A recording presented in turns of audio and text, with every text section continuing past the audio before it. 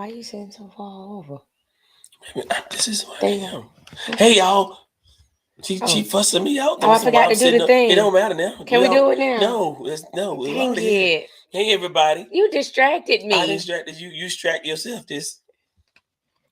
We didn't do the video. Can I do the video? No, it's done. I like doing the video. I'm sorry. That's ghetto. We already up here now. It ain't ghetto if we like to do it. We don't like to do it. You like to do it. It ain't we're not in agreement. We're not in agreement. I was Donna said this morning on Facebook. We are one. So I'm saying we shouldn't do it. Don't separate the Discord. Don't have Discord. Hey everybody, welcome to Thursday Love. For those that are up here, hit your share button. For those that are up here, say hi. Well, for those that don't are up, say hi. Say hi. Wave. Say hello. Raise your hand. Hello. Holla. Whatever. It is Thursday night. If y'all see this, I don't. Hey Brian. It is Thursday night, May the 12th, 2022. I'm glad you knew that day. I'm tired. It's been a long day. God would never put more in you than you can bear. It's been a long day. I hope everybody has had a great day. I hope everybody is having a great week. I hope everybody's looking forward to the rainy weekend. Yeah. Hey Mary. Hey George. Hey Mary. Hey George. I hope everybody is doing okay. I hate sinus. I'm gonna say it again. I hate sinus. Did I say it? I hate sinus. If y'all hear me and I sound differently, it's because of sinus. Sherrie texted me today and said she likes this voice better than my regular voice. That's very insulting. And she said, "Oh, baby, I love your regular voice too." I love all your voices. That's what I said. I said all of them are sexy to me. Anyway, so let's get going. Let's get going. Tonight we have a very special couple with us. And I'm excited to hear their love story, their love journey. Yeah, Trivia. Ain't it funny, Trivia, how I know some of y'all probably know that some people are born with certain allergies and sinus issues and then they grow out of them. And then some people don't have them and they develop allergies and stuff. Yeah, that's what happened here. I had allergies growing up, and so I'm growing out of mine. Yay. No more sinus headaches. Yeah, whereas TJ didn't have none. And now he's developing allergies and sinus issues. I'm about to get in trouble. I've had an allergy for 18 years now. Forget you. Anyway. So. And I can't seem to get rid of it, and I don't want to get rid of it. I want to keep it for the rest of my life. Thank you. I'm just going to take there's no medicine that can dull me out. I'm just going to take a lot of Alka-Seltzer and Benadryl. Anyway. Night. Anyway. I can't even remember. Okay, May. It's May. That's it. It's May. May. So May have its own awarenesses. Last month we talked about how every month has a bunch of awarenesses. And Pastor Presley. So May, the most popular awareness that is out there is mental health awareness. And so on next week, if you tune in next Thursday, we have two counselors that are coming up here, two therapists that will talk to us about mental health issues, mental health awareness. So please tune in if you have questions about mental health, mental illness, so forth, any questions, period.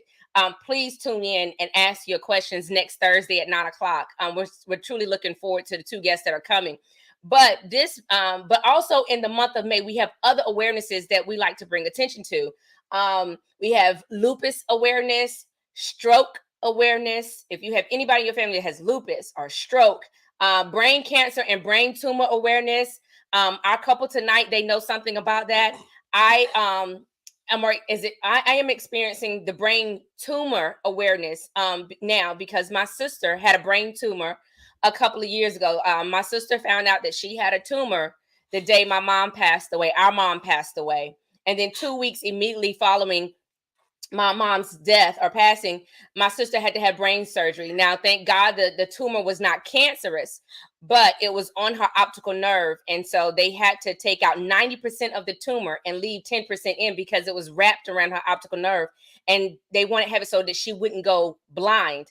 And so they kept it in there and they're watching it. And so now my sister's living a new normal from having brain surgery. And Trivia said better speech and hearing month. Yeah, it's so many awarenesses out there. Also, there's foster care awareness this month. So there are a lot of awarenesses. A lot of people are touched by different types of issues and situations throughout their whole lives. And everybody cause is very important to them. And we try to reach out to others to make them aware of it.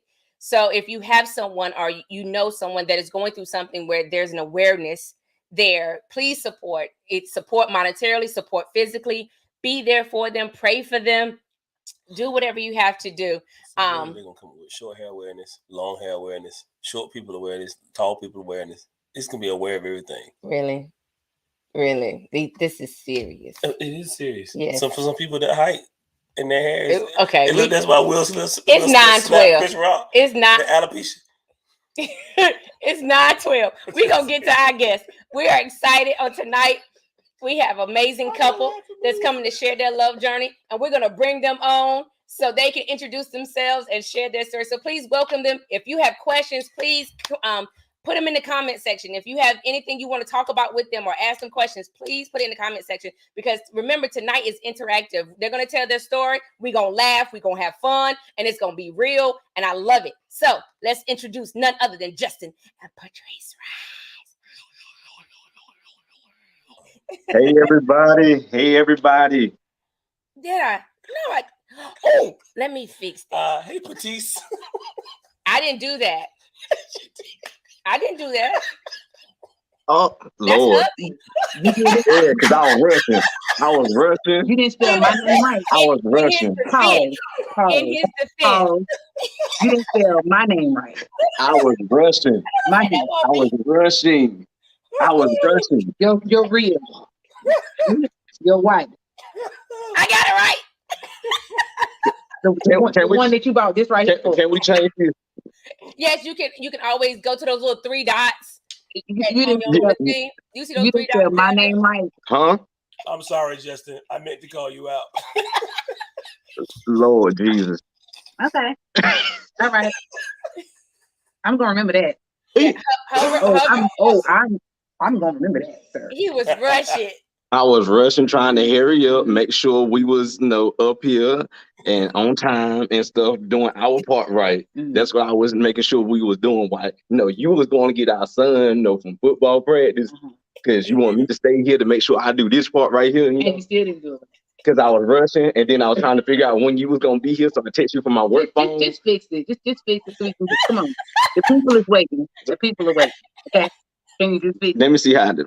Don't worry about it. Everybody know my name. It's fine. Don't worry about it. Hover over the thing. Do you see the 3 dots? I got it. Okay, we about to fix this right now. It's a fine thing. Hey everybody, it's Justin and Patrice. No. Justin and Patrice. Y'all can read it right now. It's Justin and Patrice. You see it up there. You see it. You can read it. It's wonderful. Justin and Patrice are here. Y'all know I had 2 babies at one time for this man, and he can't spell my name right. Two babies at one time. They can read it right now. Y'all are just jumping on Justin and Patrice right there. Hey, how you doing? It's good to see you, Amina. Amina talking to us. I know. Hey, Amina, how you doing? I'm fussing at my husband right now because you. Hey, Markeisha Blow, how you doing?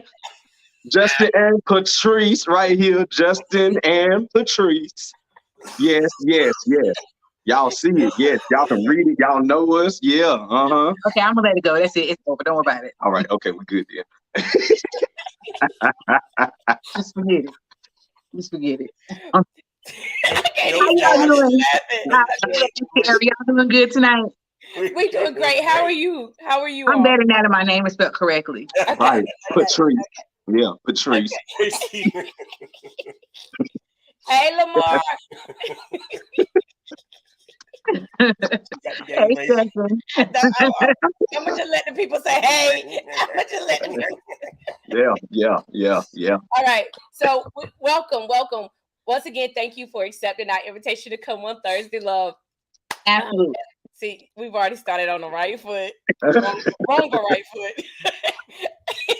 So this is what Thursday Love is all about. So why don't y'all introduce yourselves to the people? And don't be funny. Okay. So I am Pastor Justin Rice. This is my wife, Lady Patrice Rice, the evangelist, the prophetess herself. Whoa. Oh yeah, we're gonna introduce you right because it's Justin and Patrice that's up there tonight. So y'all getting Justin and Patrice tonight. Can we just start over? Because I'm tired of him already. Can we just start over, please? Can we start over? I can't. So there's the proper introduction of us, but we are Justin and Patrice tonight. Justin and Patrice, as y'all can read. God, stop. If don't nobody know nothing else tonight, they know y'all names. Exactly. Do you know your name? Look at that. Oh, look, that's a sermon right there. Do you know your name? Yeah.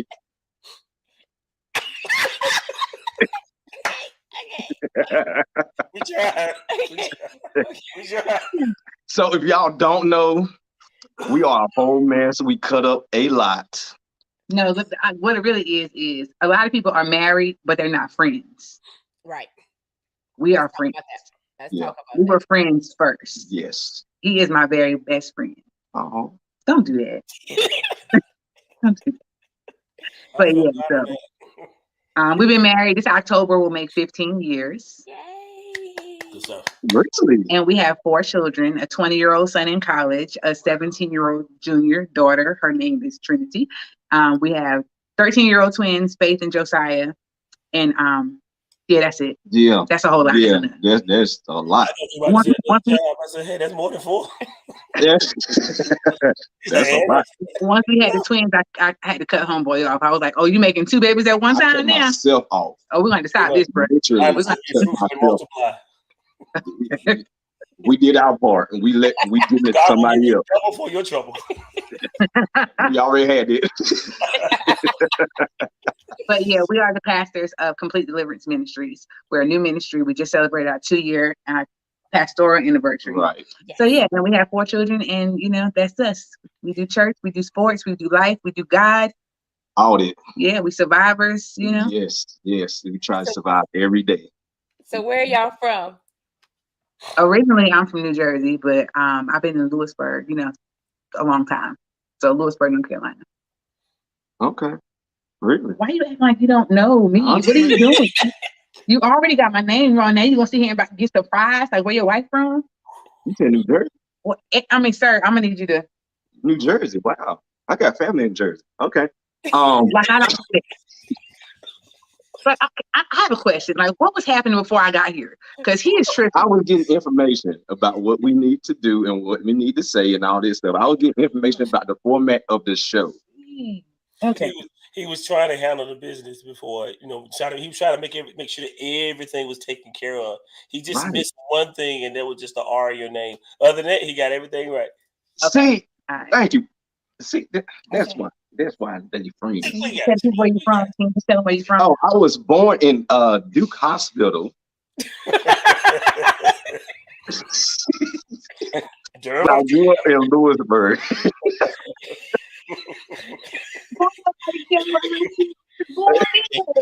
Don't nobody care. But I grew up in Lewisburg and partly in Henderson as well. So yeah. So you were Lewis Henderson. Yeah. Yeah, something like that. Yeah. A Hindenburg. And you were Jerseyburg. Jerseyburg. Yes. Gotcha. Okay, so 15 years. Take us to the beginning. How did you all meet? Our story is very interesting. Very interesting. More so than I guess any other couple we have ever met. So we basically knew each other basically my whole life. I'll say that.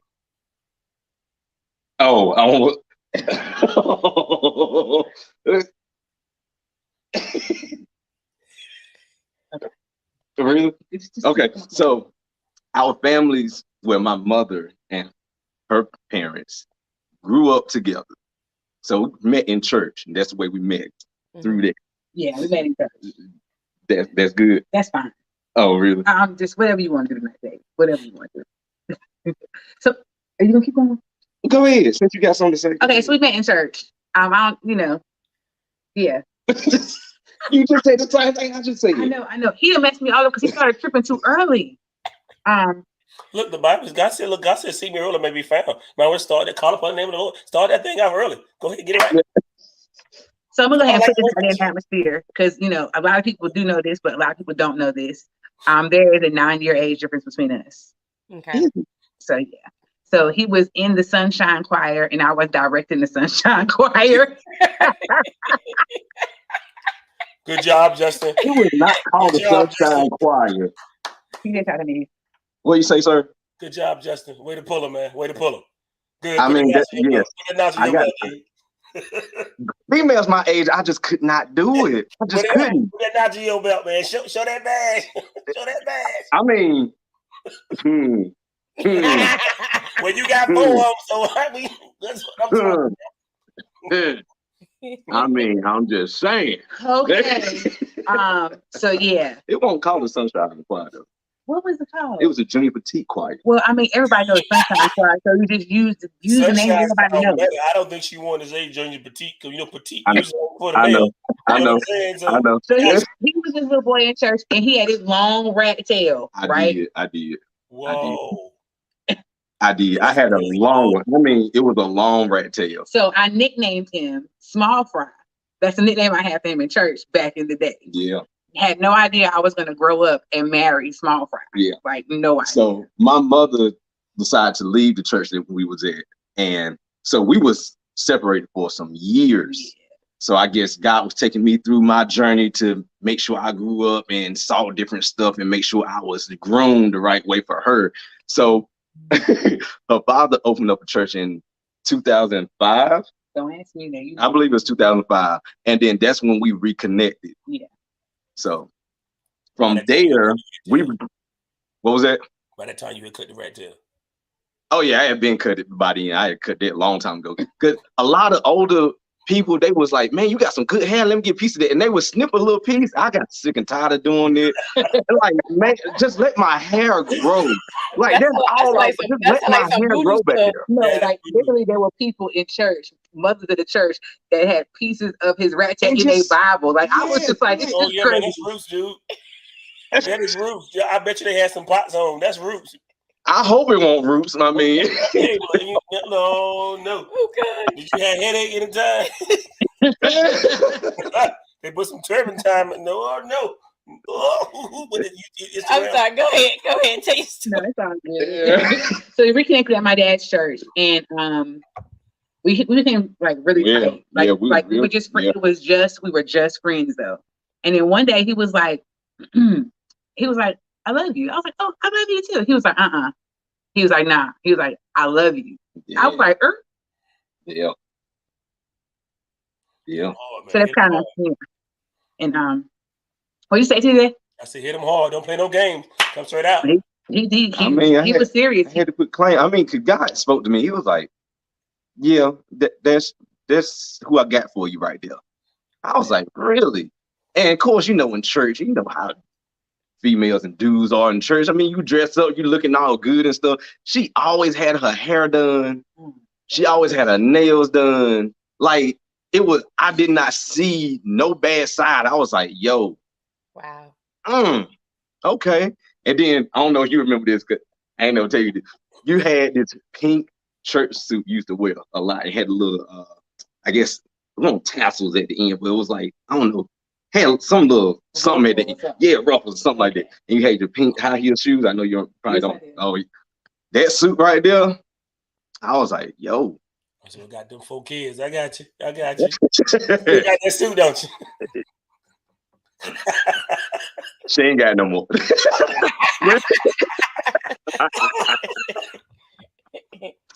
I'm hearing this for the first time. Yeah, I know. I had no idea the pink suit was a turn on. No idea. Mm-hmm. It hit right. Did it hit right? Yeah, it hit right. Okay. Shoes hit right. Yeah. Wait, now you know me on the thing. Now hold up. What you talking about? Don't do that. No. I like the high heels. I like the high heel shoes. and she don't do like the big thick no heels, and I don't really like those no way. That's grandmama. That's grandmama and great grandma. No, we don't right. No, She do what? Stilettos. There you go. Yeah. That's it. With the pencil heel. Yeah. There you go. That's it. I'm in there. Yeah. And you see the calf, how the calf go up like that and just pop out at the top. Yep. Yeah, that's right. And that's it. That little thing behind them, that thing stick out. I'm telling you, that calf muscle. That's what I'm talking about. Boy. Good. Yeah. Amen. We got it, Justin. We got it, man. Yeah, so I'm playing bass guitar and she walking no and crossing no. I'm like, You missed a couple strings, man.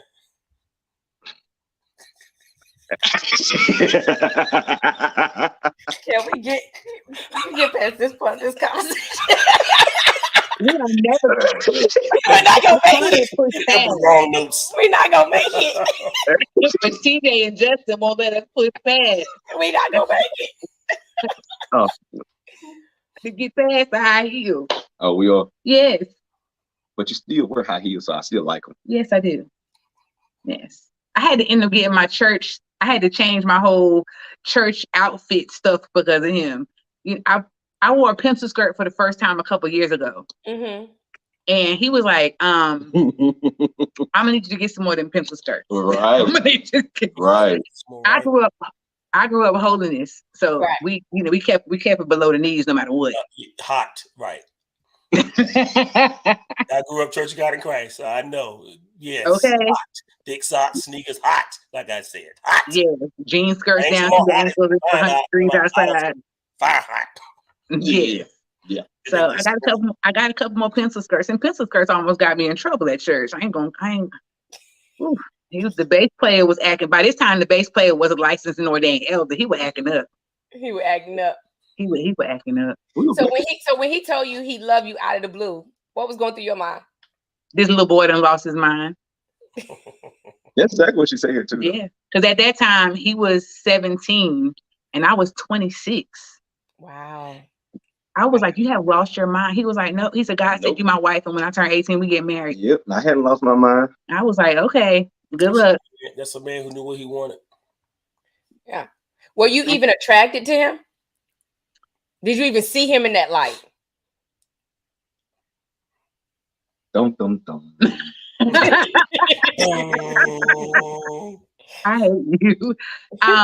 Okay, I thought about it like 2 or 3 times, but then I was like, no, pause. Can you stop? Pause. Okay. Okay. All right. Pause. I thought about the characteristics and the qualities that he had. Mm-hmm. And I knew I wanted those characteristics and qualities in my husband. Right. But did I know he was going to be my husband? No, I did not. That's amazing to me because, I was listening to Bishop Godby, and he was talking about how some, back in the days, how, girls got pregnant early, and, basic society has made it seem like, if you get pregnant early, that you just trash and just throw them away. But what's amazing is, even though he was 17 years old and you were 26, society says he's still a kid. Society says because that age gap is so long, that you guys shouldn't get married. And what's amazing is you guys y'all didn't let society choose what you guys should do. You know what I'm saying? Of course, you listen to God, of course, but society wasn't the factor. Of course, God was the factor, but you guys didn't allow that age gap to ruin what God had put together. I really didn't have no choice because he came on real strong. Right. Mm-hmm. Like real strong. I was in a on and off relationship for 2 years with a guy my age. Okay. Mm-hmm. So Go ahead. I was kind of talking to him, a little bit. Mm-hmm. I wasn't committed to anybody though. I was just kind of talking to him or whatever.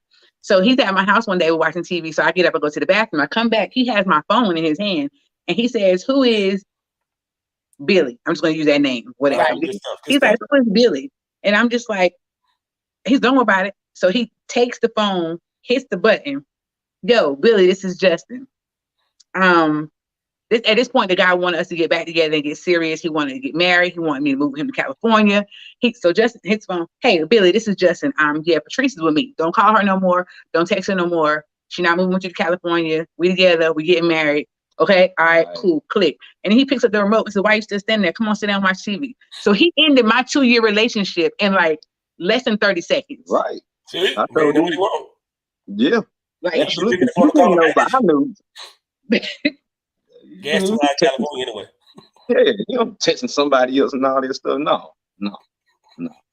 So that's what he did. So Justin, did you feel like you had to prove yourself that so she could take you seriously? Did you feel like she was taking you seriously? Yeah, Glory. Honestly, at that moment, I wasn't really trying to get her to like take me serious. It's just like, this is gonna happen. So whoever was on the phone, whoever texting you talking about we going to California and all this, nah, bro, this ain't gonna happen. No. Not with me being around and you sitting there messing around 2-3 years. No, shouldn't take you that long, bro. Like literally, we got married in 8 months. Yeah. Y'all got married in 8 months?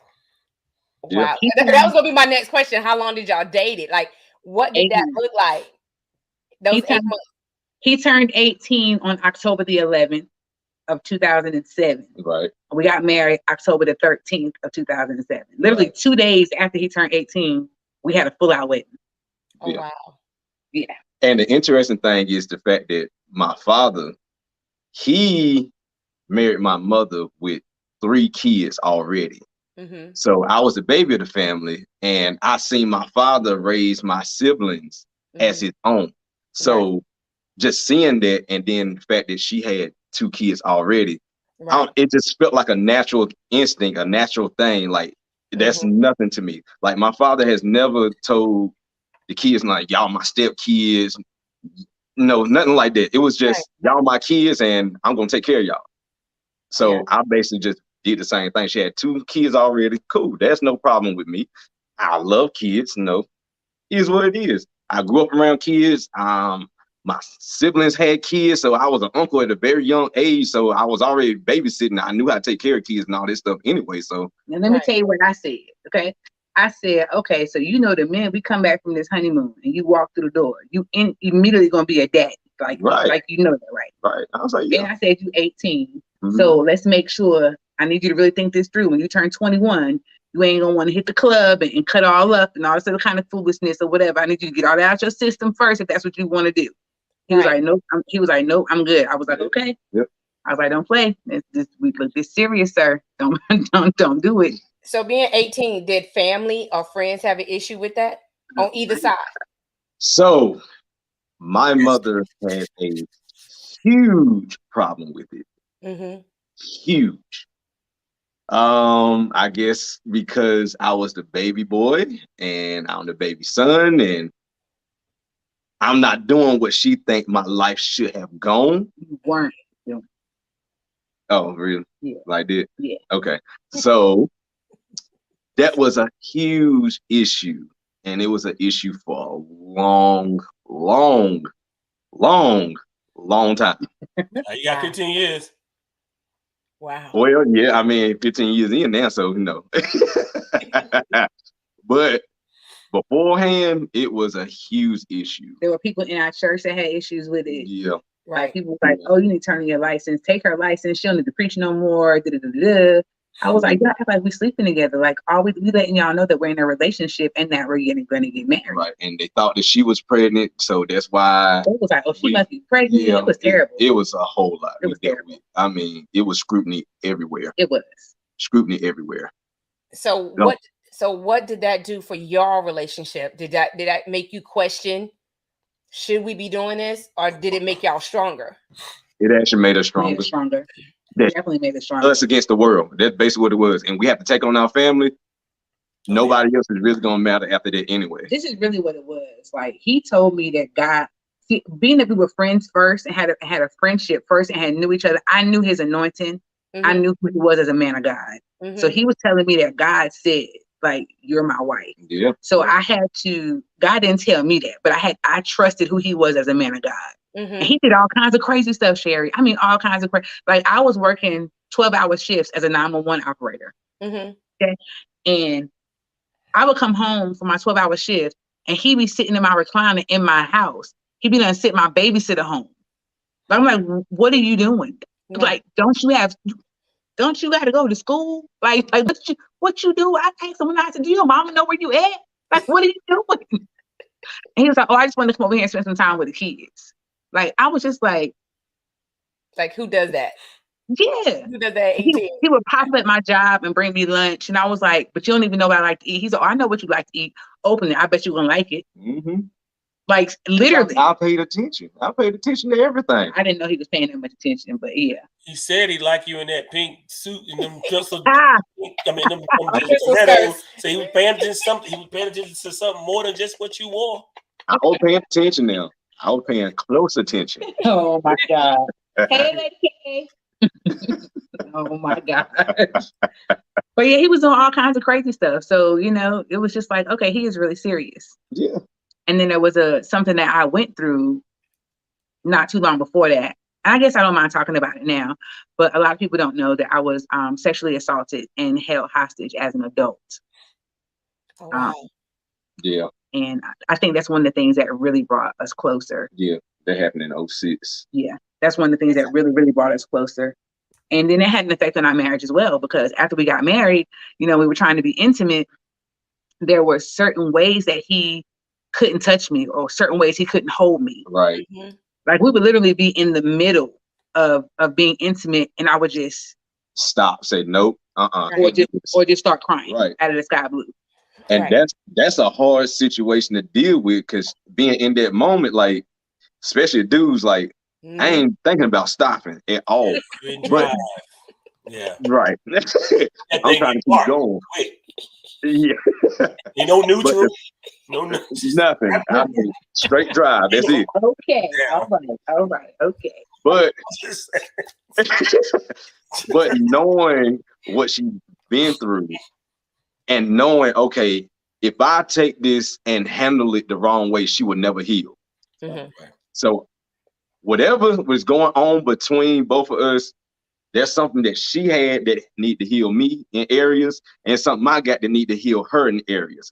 So in that moment, I had to take it like, okay, this is deeper than just sex. This is deeper than whatever is going on. She has stuff that she has in her mind, in her spirit, that really has to be healed to be able to have life better after this. So in that moment, I had to really like, okay, get out of myself, not think about myself, and think about her and what she needed.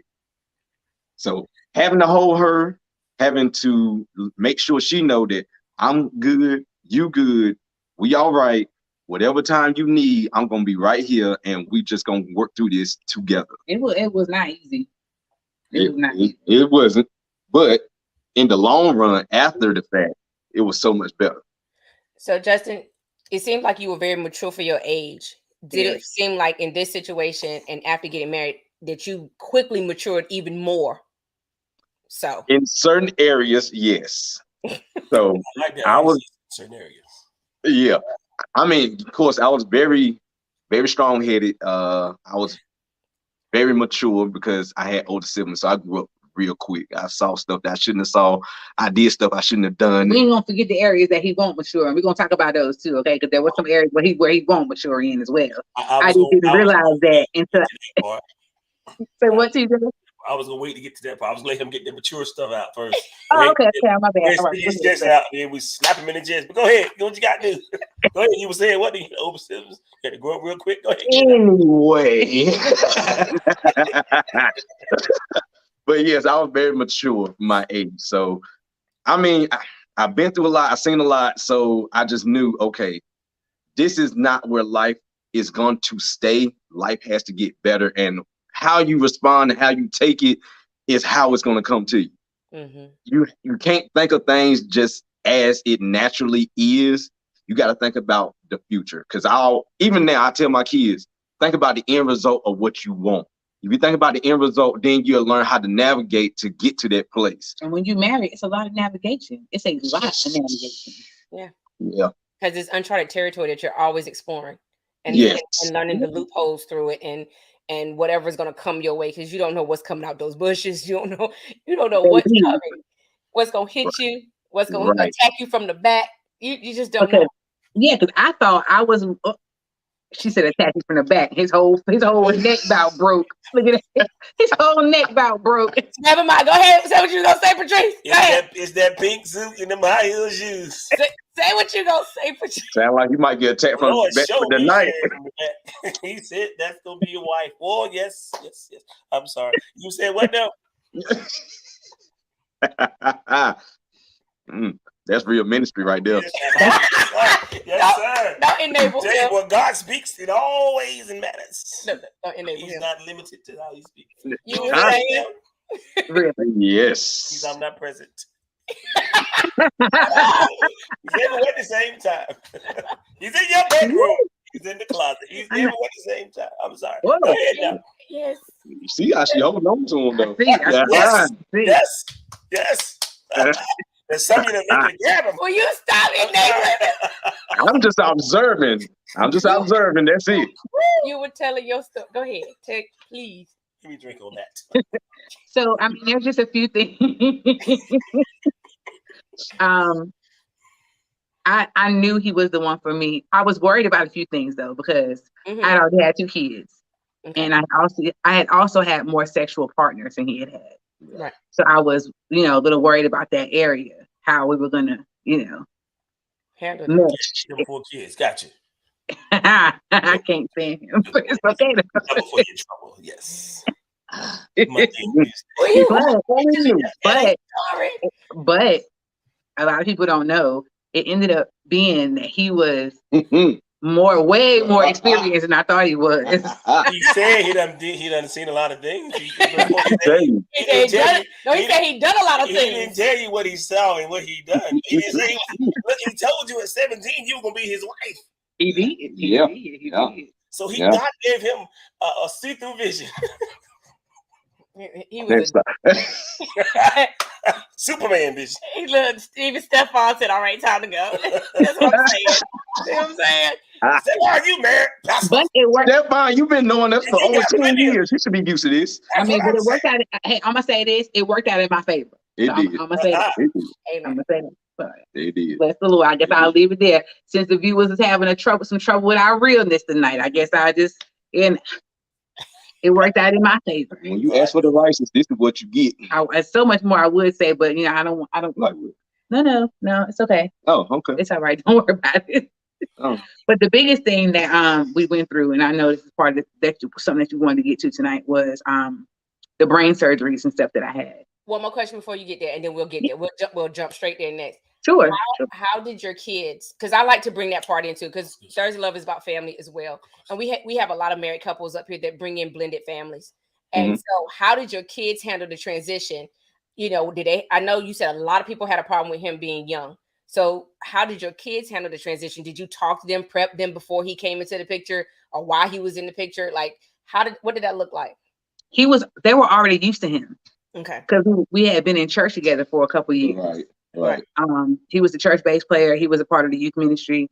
And like I said, he was spending time with the kids when I didn't even know he was spending time with the kids. Right. Like sending my babysitter home and giving them baths and putting them to sleep and reading them stories and stuff while I'm at work. So, I mean, it was a very easy transition for the children. Yeah. And they were happy. Because their sperm donors were not present in their lives. So I'm all they know. Yeah. Right. I'm all they know. So before we get to the brain surgery, so you said it was mature in a lot of ways in the beginning. What were some challenges that you guys had to face because of the areas that we weren't so mature in? Oh, I can talk about it. Well, talk then. Oh, okay. Talk then. I can talk about it. We don't talk about Bruno. We don't talk about Bruno. So communication. Oh, that was a huge one. That was, oh my God. Okay. That's because we didn't have a lot of help, not a whole lot of help. We did go to counseling before, we did. And we did a little bit after, but still it wasn't enough. So knowing what your background is plays a lot into your marriage and how you're brought up. Right. I was brought up in a family where my mother fussed and argued and all this and that, and everybody got mad or whatever. But then you go to your room and you go to sleep, and then you wake up tomorrow and everybody good. We just keep moving, whatever. We didn't talk about stuff. We didn't talk about stuff. In my house, it was the complete opposite. My mama would call a family meeting in a New York minute. You understand me? Wow. Whatever's wrong, we're gonna fix it quick. I didn't know what no family meeting was. That was a McCarthy show. That was. It was. That's stuff they got paid to do. We ain't do it. You're right. So we would sit and talk about it immediately and fix it. So that was a major bridge for us. Whoa. Major bridge. Wow. One of the biggest things, she would always, go ahead, I guess, want to make sure that we talked about stuff, but she did not like do it in a right time that I would think she should have done it. So it'll be a problem that happened like, earlier in the evening or something like that. And then next thing you know, we in bed, kids in bed and all that. We watching TV. Then I turn TV off, talking about I'm about to go sleep. And then I turn TV off. I'm about to roll over, with the cover. Then next thing you know, we got to talk. What? Because my thing is this: how dare you cut the TV off and act like you're gonna go to sleep, and we got a whole problem? How dare you wait sleep hours while we together and don't say nothing? Why didn't you say something? She didn't want to ruin your TV time. I wish you would have. Don't wait until I turn it off and say I'm going to sleep. And then I'm your wife. We have an issue. How are you going to roll over and go to sleep knowing that there's an issue?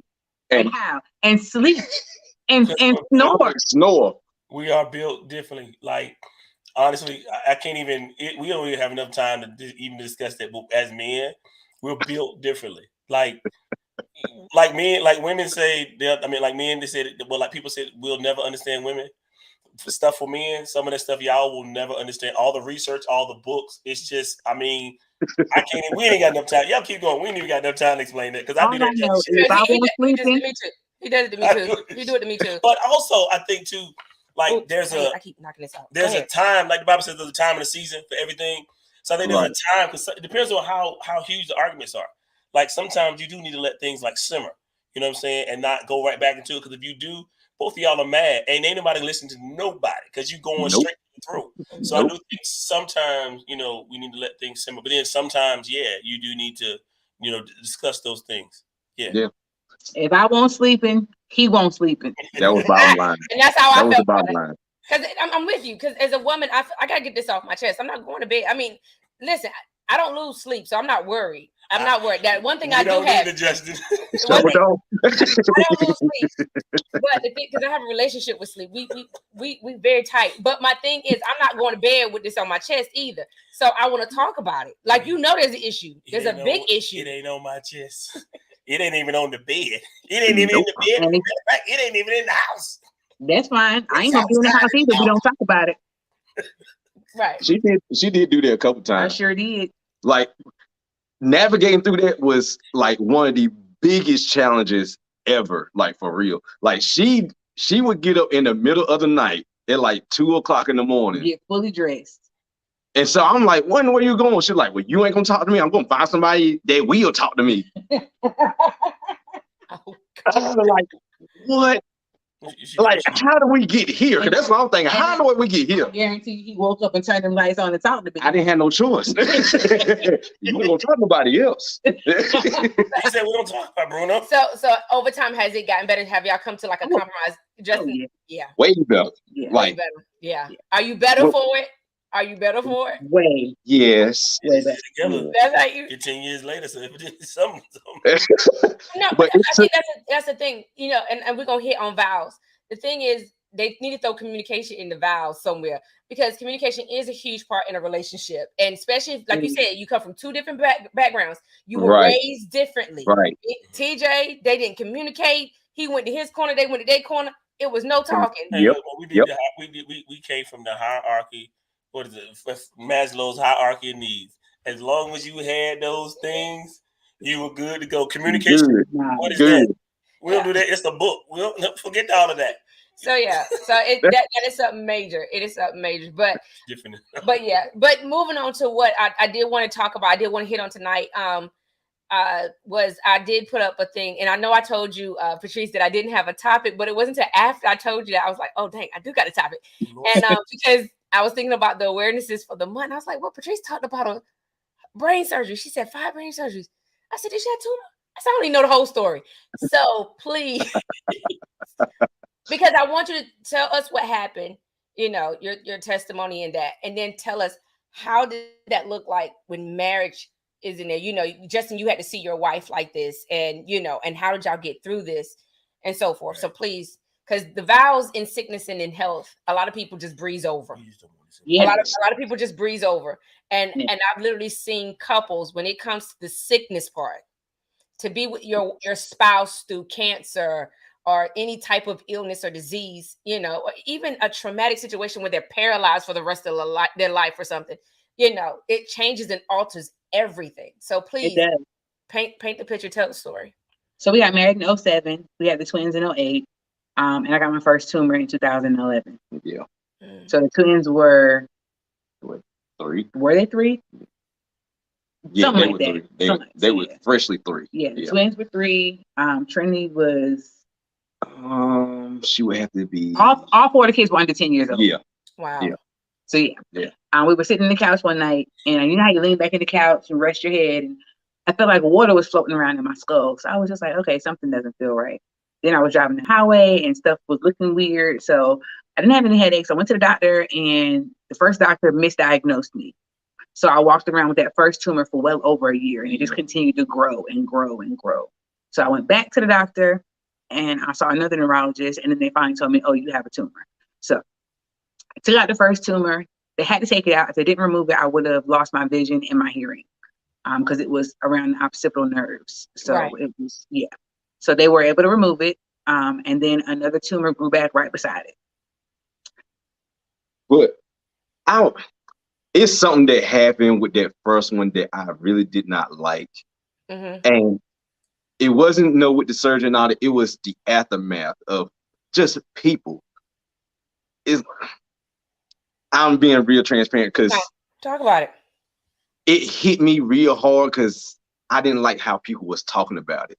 Because I know you remember, we was in Walmart. This was after your first surgery. Good. Back her head was still shaving, and she still had the scar back there and all that stuff. And somebody saw us, and they was like, "Oh, I think they done turned away from God." And she done got a satanic tattoo in the back of her head. Yeah, like people are so ignorant, like for real. And this was not told to our face. We heard this from other people that heard about it. Like, it's the scrutiny that you face a lot of times that people don't know that you're dealing with. Right. And they make it so much worse by not just coming to you and asking, like, what is going on? Right. Like, that's the simplest thing. What is going on? Right. I think that's... now, this is, I guess it's different, but I can understand why people do leave the church because of how some of us act. But because to know Christ and not show the love of Christ. And I said this the other night, I said, there's no way in the world that you can be a true believer of Christ and be hateful or be mean, right. And a lot of times people within the church are some of the main people that hurt people, and assumptions get you in trouble all the time. Yeah. If you want to know something, come and ask me. You know what I'm saying? Don't assume that I'm doing anything. Ask me. And I'll tell you. Matter of fact, I'll tell you if I want you to know or if I don't want you to know. If I don't want you to know, move on. Right. So, and Sherrie said, I think Sherrie said it a few days ago. She was like, you got to be careful how you treat people because you never know what they're going through internally. Right. Wow. Yeah. That was one. I as if you weren't already going through enough. Right. Anyway. So then another tumor grew. Right beside where they took the first tumor away from. This tumor was even bigger. Yeah. This tumor was so big when they removed it, I was paralyzed. My whole left side of my body was completely paralyzed. And they told him that it should have been, so the tumor, I don't know how to do it. So where they went in at, they said what should have been paralyzed should have been her right side. Okay. Because it should never been her left side. So they had no answers for me. They didn't know. They was like, we'll just have to sit here and wait, and we just got to figure out what's going on. We're gonna make sure she's comfortable, make sure she's good. But we're just in the waiting game. And I'm like, okay, God, like, I don't know how to take this right now. Because the doctors have no answers for me. And right now, you ain't saying nothing to me. Right. All I can do is look at my wife on this table. Well, not the table, on this bed. Yeah. And she's in pain, like ridiculous pain, like for real. And she can't use her whole entire left side. I mean, eye, face, lips. I mean, everything is drooping. Mm-hmm. And I'm like, God, what is really happening? Because I really don't understand this. And this is not what I've seen my life being. This is not what I've seen my marriage being. This is not what I've seen for her life. This is not what I've seen for the children to see their mother in this position. I'm like, God, like, what is really happening? And honestly, God won't say nothing. Mm-hmm. Like, he really wasn't. But I just had to get to the point where I'm like, you know what? No matter what it is, God, I'm still going to pray to you because I know nothing else. Right. And you the only one that can change this, because these doctors and these nurses, they have no answers for me. So you the only one that can really do something for me. So I'm still going to pray to you, even though I'm mad, I'm frustrated. I'm trying not to be too pissed with you, but you know. But it's the truth. Yeah. It's the truth. It's real, man. It's real. And I even told her, I said, every time you got on the operating table, it did something to my faith. And it wasn't a good thing. Like, my faith dwindled, like, each time. I'm like, because I'm praying so much because I don't want my wife to go through another surgery and another surgery and another surgery and to go through this again. I'm like, God, like, no, like, what? I don't understand this. This is not what you shown me my life was going to be. I had no clue that after we said I do, all this was going to happen. Mm-hmm. And a lot of times it's society says like the wife is supposed to stick by the man through stuff like this. Mm-hmm. Usually it's not the husband that stick through with the wife. And I had no examples to really go to in my life to like, okay, your wife had stuff going on. How'd you do it? I was by myself. Right. Nobody, no other husband I knew had a wife that went through stuff like this. Right. So I'm really by myself in this situation, trying to figure out how to navigate life. Mm-hmm. How to get her back to normal, how to still live a normal life with my kids and try to make sure they are good and not too stressed about their mother and stuff like that. But seeing her in that position for hours, when I say hours, I know it was at least 10 hours she was paralyzed on her left side. And nobody had any, they would come in, do you feel this? Do you feel? And still, like, it was nothing. And they, okay, well, we'll just come back later and all this and that. So it was hard, to say the least. Very, very, very, very hard. And to make it even harder, like that surgery, that second tumor surgery was in March of 2014. Mm-hmm. In 2014, I had 3 brain surgeries in 7 months. Yes, something like that. Yeah. My second brain surgery was in March, and the second one was in September, and the third one was in October. Yes. So it was like back to back. 2014 was a rough year. It was back to back to back. So they took out a miracle there. Yeah. Yeah. What is that? Talking to a miracle. Oh. Literally, this is you are the Bible miracle that we've been reading about and preaching about. Mm-hmm. Live on ThursdayLove. Yes. So if anybody who's watching that doesn't believe that God is a healer, that God is a deliverer, that God still works miracles, you're looking at one. Right. Yes. Absolutely. So Patrice, with all this going on, where was your faith in all this? Because I heard Justin and I heard what he said, and we can relate because 2014 was the worst year for our life anyway. Too, we didn't have a tumor or a cancer scare or anything like that. We lost our daughter, and so to stillbirth, and so 6 days from delivery. Yeah, 6 days from delivery. So that was a very hard year for us. So I know I can really relate to what he's saying. I was angry with God, mad, didn't want to. But see, the difference between me and him, he kept talking to God. I stopped. No, just not with you. I kept talking, and I told God some choice words. I told him some choice words. Right. I was so angry with God, man.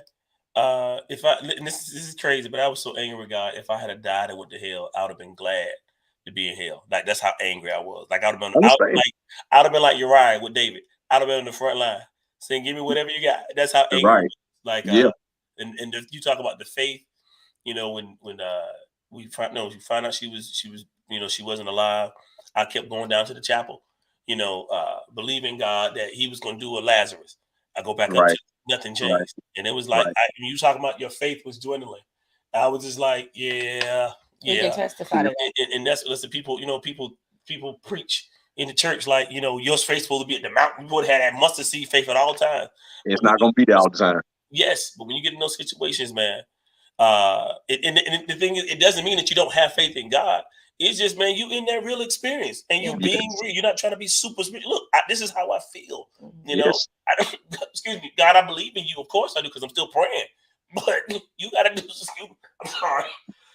Drink your water. You got to do something because Hey, look, this ain't what this ain't what I read about. This ain't what they preached about in church. Right. You're supposed to change all this. Yeah. I ain't supposed to feel this. I ain't supposed to go through this. This is not what we preach about. This is not what we shout about. This is none of this. Right. This is stuff we watch on TV. Right. Right. This is for TV. So, Patrice, where was your faith in all of this? Honestly, my faith was in a really good place. It was something my mom taught me in the very beginning. She told me the way you go into a thing is the way you come out. Mm-hmm. And she was like, go into that operating room knowing you're going to come out. Right. Don't even have a doubt. Don't ever second guess whether you're going to wake up. Like, so that's the mentality I had. Mm-hmm. My faith was in a very good place. But the one thing I know, but the one thing that I neglected to do throughout the entire process, I neglected to thank God for my life at any point. Okay. I was pushing through surgery after surgery after surgery, recovery after recovery, therapy after therapy, 3 and 4 different types. I was pushing through all of that for him. I was pushing through all of that for my children. I was pushing through it, making sure I was getting well for my mama, because everybody, my sisters, everybody was, counting on me. I gotta keep going, gotta keep going, gotta keep going. Wow. Not one time did I thank God for my life throughout the entire process until the last brain surgery. They had been in my head 4 times. So because they had been in my head 4 times, the bottom part of my brain, the tonsil that's in the bottom part of your brain, it dropped down into my spine 14 millimeters. So they had to take out the first 2 bones in my spine. They had to widen my neck to make room for where it fallen down, because you can't dissect the brain. Yeah. So you can't, so they had to make room for the part that had dropped down. So the spinal fluid have room to flow up and down. Yeah, because it blocked the spinal fluid from flowing. So I was dropping things. I was having incontinent issues. Like it was crazy. So it's huge, because you could have had a stroke. Yeah. Yeah. So what they did, they ended up having to cut my entire head open, like from up here all the way down to the top of my back. It was a lot. After coming out of that last surgery, my brain swole and I flatlined. So I flatlined while he was holding my hand. So I remember I was telling him how much pain I was in. And being that I had brain surgery 4 times before, I knew my level of pain. I was like, okay, it shouldn't hurt this bad. Mm-hmm. Something is wrong. But before before they could get in there. Yeah, but she was in and out so she forgets some stuff. So she was telling me that she was in pain. So of course I would hit the call button and all that stuff and like, look, she's in pain. She needs a pain medicine. Okay, we got to check with this doctor, see what she can have and all this. So we had done it like 2 or 3 times. And then this last time she was like, look, something is really, really wrong. And I was holding her hand and she was like, I'm in way too much pain. Mm-hmm. So I was holding her hand and I told her in her ear, I was like, if you got to go and you're in that much pain, it will be okay. You can go. And I got the kids. And instantly, right after that, she didn't flatline. So she said she flatlined, but her body went limp. She was not present in her body. Her heart was still beating, but she was not there at all. And then that's when the nurse hit a button and they called some type of code on the floor. Every doctor, every nurse on the floor came to our room. And then by the time they got there, she just snapped back. And then she was like, why is everybody in here looking at me and all this stuff? I was like, you were gone. And this is the only time with her surgeries I actually had tears in my eyes. This was the only time I was like very, very fearful of what life is going to really be like without her. And with me telling her that she can go, and then she actually went. Like that hit me totally different. So that means don't give her permission no more. Tell her stay here. Because your words have power. You already told her you're gonna marry her 18 years. 17. You're right. So you should have known that one. He said, "Don't you give her permission." Life and death lies in the power of the tongue. Man. Question. When you did fade out, did you have like a out of body experience, or like, see the, how they say, see the pearly gate, see the light, see the all that? Nope. I heard one word in my right ear. God spoke to me in my right ear. He spoke one word to me. He told me to fight. Wow. That one word is all I got. And when I heard that, next thing I know, my eyes were open. And I was like, wow, all these people. why all these people are here? Like, what the world is going on or whatever. But no, there was no out of body experience. There was nothing like that. I just heard, it's like everything went dark. Well, first, my brain was swollen to the point where I went deaf first. So first I couldn't hear anything. And then I couldn't see anything. And that's all I remember until I heard God speak to me and told me to fight. And then I opened my eyes, and I was, after that, it was, time for recovery. They made sure everything was okay. And I was, I'm 30. They went and got some medicine then. I mean, I would assume so. But my recovery was really hard. I had to come home. I had home health aides, nurses. I had antibiotics. They had to run straight to my heart. They had to be changed every 12 hours. And which I had to learn how to do because nobody was there to do it. Yeah. I mean, I couldn't do anything by myself because my left side had been paralyzed. So my whole left side of my body was weak. I had a walker. I had canes and walkers. I couldn't dress myself, bathe myself, feed. I couldn't even hold a spoon. Yeah. Like let me say, during that time of the month, I couldn't take care of it. He did all that. Wow. He took care of all that. I'm talking about like changing my stuff. Like, yeah. He did all of it. He got up in the morning, went to work. Got all the kids ready, went to work, came back home. Well, first he had to set all my stuff up because I was bound to the couch because I couldn't lay down. So I had to sit up all the time. So he would set all my stuff up beside me for the day. And then he would go, get the kids ready, whatever, and go to work. Come back home. He would do homework with the kids, get the kids straight, cook dinner, feed them. The twins were still little, so they still had to be giving them their baths. Right. Get them baths, put them down. Then he would have to come to me, sit beside me, feed me, literally, because I couldn't feed myself. Then he would have to get me in the shower, get me all the way together, get me back, on the couch full of medicines and wires and tubes and all kinds of stuff. Then he could take a shower and feed himself and go to bed himself. Like after all of that. And he did this day in and day out for I don't know how long. Yeah. So Justin, during this time when you working too? Yes. Wow. Yes. So Patrice, I don't think you need to leave, Justin. I think you should be glad that he called old dude and told him to take a hike. Go to California by yourself. Way back then. Yeah. So I've experienced just a little bit, a taste of it with my mom, and even seeing my brother-in-law with my sister. Because, like I said, my sister had brain surgery.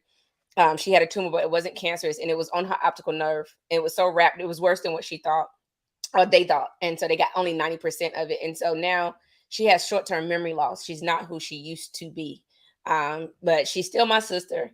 But I sit and watch, like, from time to time, my brother-in-law to be a caregiver. To see your spouse in that position. What was your mental health like, Justin? Like, anytime you say, okay, I'm walking out this door, I'm not doing this no more. I mean, of course you have those thoughts, like, for real.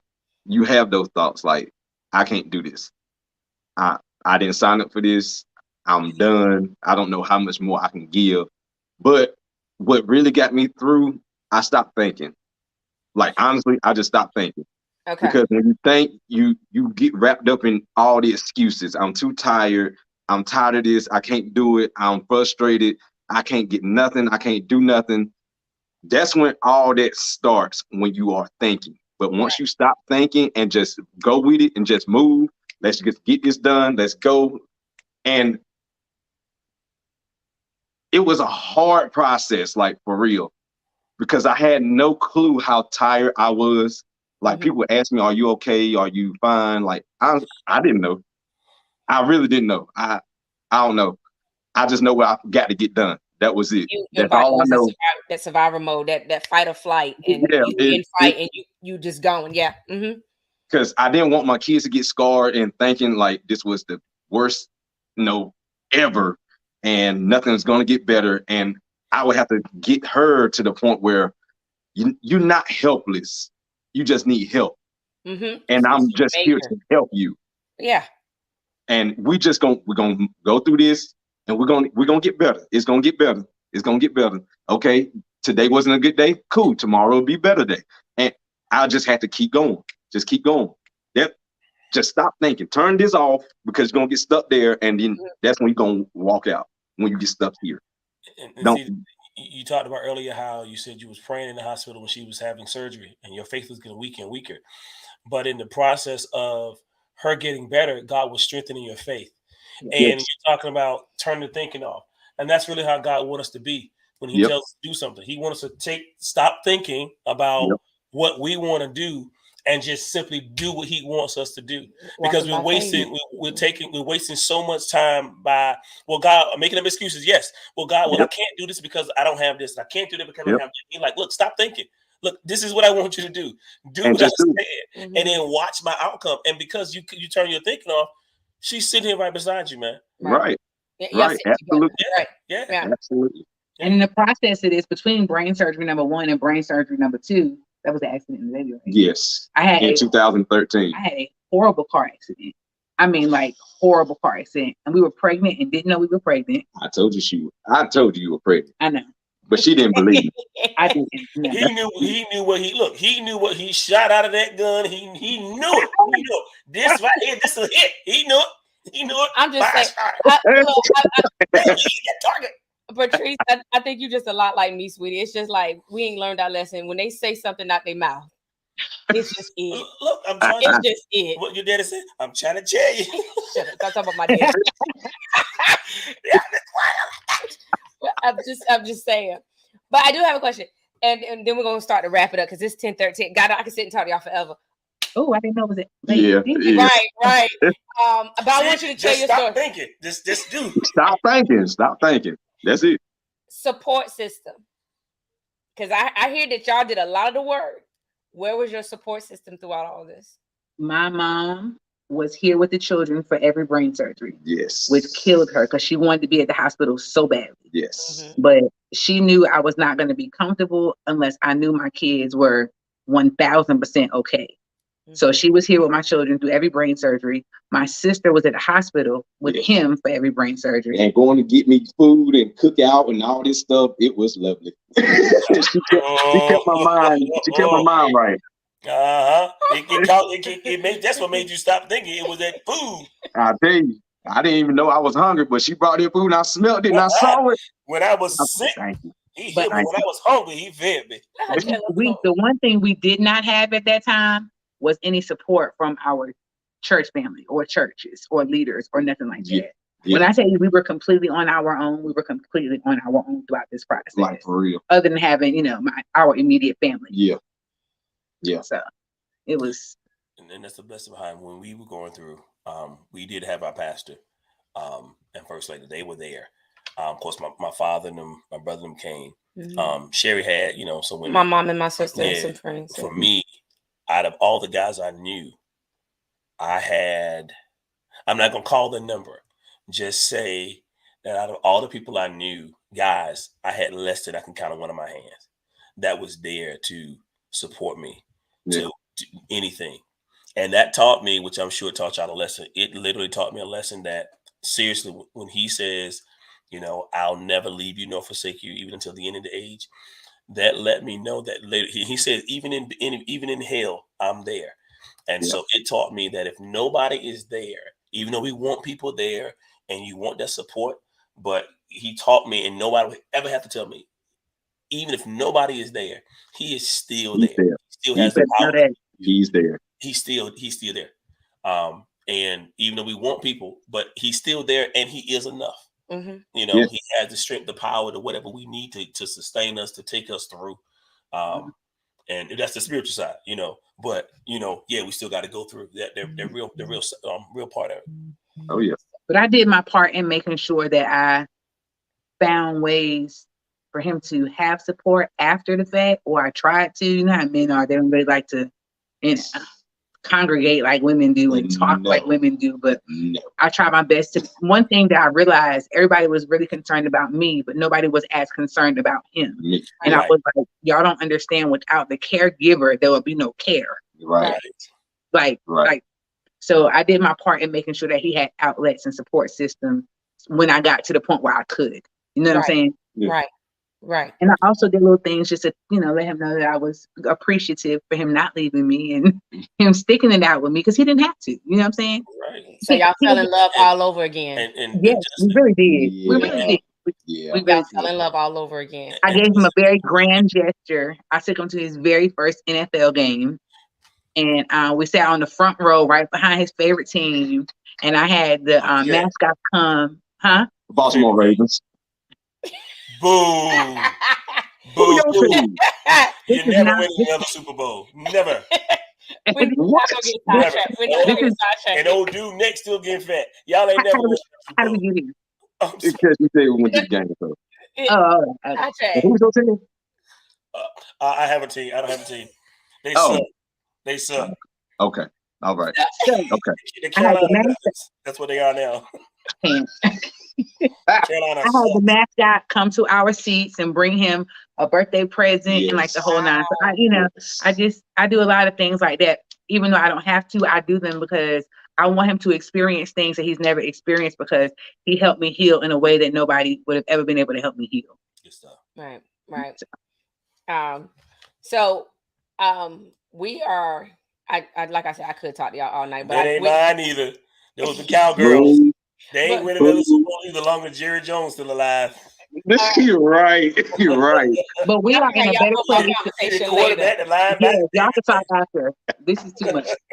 But we are in a better place than we have ever been. Absolutely. Like our marriage, it is beautiful. Yes. So through these vows in sickness and in health, and through this testimony, this amazing love story, what advice would you give? And then we're going to close it from there, because I'm so grateful for everybody that has stayed on throughout this, because for those that supported, those that are sharing, those that are commented, thank you.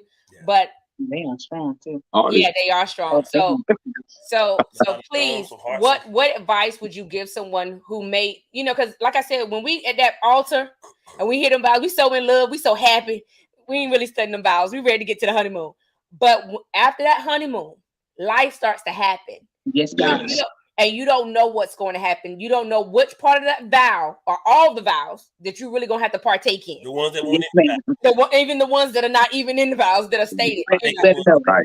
So what advice would you give someone who is looking forward to marriage or has not gone through certain situations and they might have to experience it coming up and they don't know? Wow. I would say just make sure that you take your vows seriously. Yes. Because you never know what's going to happen. After you say I do, you have no clue what's going to happen. Within the first 2 weeks of our marriage, we lost every penny we had in the bank the first week. And the second week, our house burned to the ground and we lost all of our belongings. This is the first 2 weeks of marriage. Wow. He was on one side of the house crying. I was on the yard crying. We was like, God, we done messed up. But it's the whole. So just make sure that you. What? Yeah. So just my advice, let me stick to the question. My advice would be to make sure that you are prepared for, you love this person enough to go through anything with them. Mm-hmm. Yeah. Right. Love them enough to go through. I mean, the worst thing you could ever imagine, love them enough to go through that with them, because it may actually be the case. Right. Pay attention to what you're actually saying with your vows, because your vows is a promise to God. It's a promise to your spouse, and it's a promise to your spouse's family that I'm going to take this person from you, and I'm going to take care of this person. Right. And treat them like you would want to be treated. Because if all that stuff had happened to me, I didn't want her to walk out on me. Right. I didn't want her to leave me in that position. So actually pay attention to how you're treating your spouse. And this is one thing I said on the Bible study we did a while ago. Your spouse get the leftovers of yourself. Everybody else on the course of your day, they get the fresh you in the morning. They get the one that you put on and all that. But when you come home, they get the leftovers of what you have left from your day. And a lot of times it's not good. Right. Because you think about even with your leftovers in your refrigerator, you got to take it out the refrigerator. You got to scoop it out, put it on the plate, warm it. You got to do this work to it to make it be what you want it to be again. Your spouse can be what you want. You just got to work your marriage, because that's what marriage is work. Is a lot of work, but it can be so grand if you put the work in, like for real. All right. You want to take us out? Father God. No. You done made this whole thing spiritual.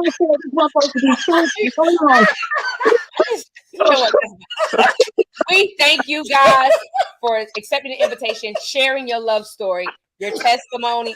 Thank you for being a miracle that keeps fighting.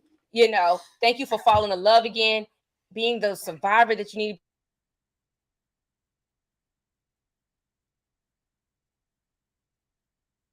We can't hear. There we go. Can you hear us now? Oh, there you go. Okay. There we go. See, I made a mistake and hit the out. thing. But he said open my notes app. That's good.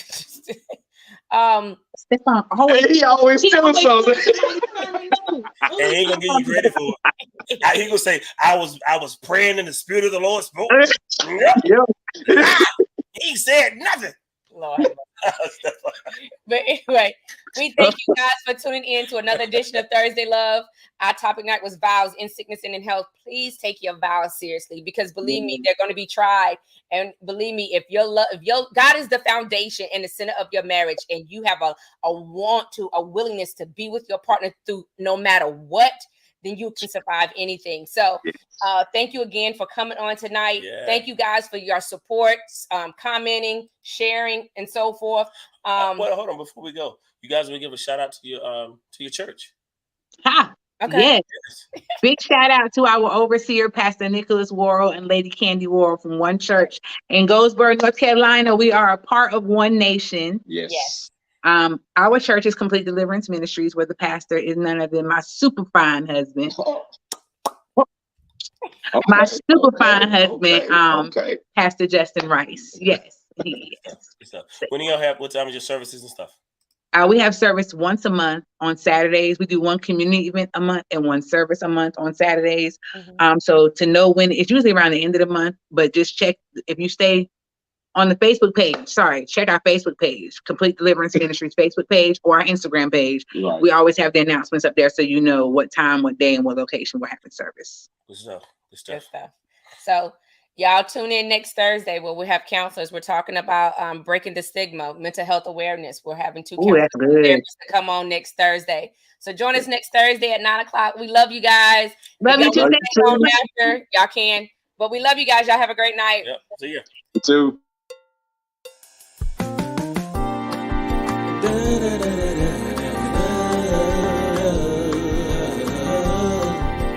Thursday Love.